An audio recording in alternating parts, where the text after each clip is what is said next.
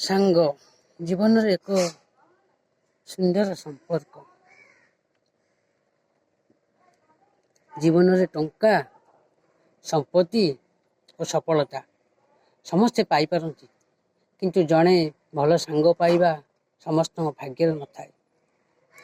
ସାଙ୍ଗ ସିଏ ଯିଏ ଆମ ଦୁଃଖ ସମୟରେ କିଛି ନ କହି ମଧ୍ୟ ଆମ ପାଖରେ ଠିଆ ହୋଇଥାଏ। ଜୀବନରେ ଅନେକ ଲୋକ ଆସନ୍ତି, କିଛି ଲୋକ ଚାଲିଯାଆନ୍ତି, ଯେଉଁମାନଙ୍କ ସହ କଥା ହେଲେ ମନର ଚିନ୍ତା ହାଲକା ଲାଗେ।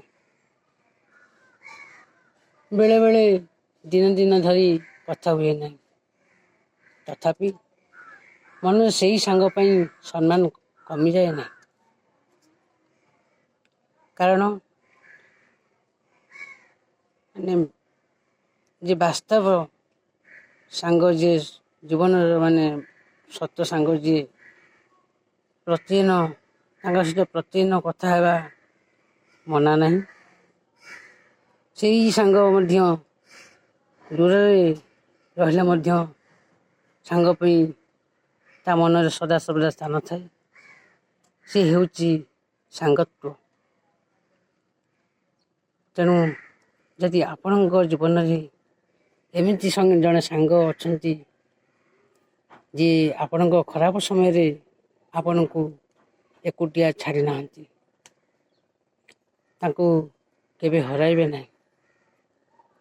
ଯଦି ଆପଣଙ୍କ ଜୀବନରେ ମଧ୍ୟ ଏମିତି ଜଣେ ସାଙ୍ଗ ଅଛନ୍ତି, ଏହି ରିଲ୍ସଟି ସେୟାର କରନ୍ତୁ, ତାଙ୍କୁ ବହୁତ ଖୁସି ଲାଗିବ।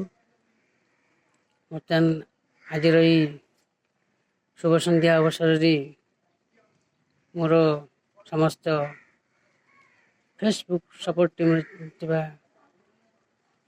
ଭାଇ ଭଉଣୀମାନଙ୍କୁ ଅନେକ ଶୁଭେଚ୍ଛା ଏବଂ ଶୁଭକାମନା। ତା ବ୍ୟତୀତ ମଧ୍ୟ ଆମର ଫେସବୁକ୍ରେ କାମ କରୁଥିବା ଭାଇ ଓ ଭଉଣୀମାନଙ୍କୁ ମଧ୍ୟ ଅନେକ ଶୁଭେଚ୍ଛା ଓ ଶୁଭକାମନା। ସମସ୍ତେ କାମରେ ମନ ନିୟୋଜିତ କରନ୍ତୁ, ଫଳକୁ ଆଶା ନ ରଖି କାମଟି କିପରି ସୁଚାରୁ ରୂପେ ସଫଳ ହେବ ସେଥିପାଇଁ ସମୟ ଦିଅନ୍ତୁ। ଦେଖିବେ ଆପଣ ନିଶ୍ଚିତ ସଫଳତା ପାଇପାରିବେ, କିନ୍ତୁ ଫଳକୁ କେବେ ଆଶା କରିବେନି, ଆଗେ କର୍ମକୁ ପ୍ରାଧାନ୍ୟ ଦେବେ। ରହିଲି, ଜୟ ଜଗନ୍ନାଥ।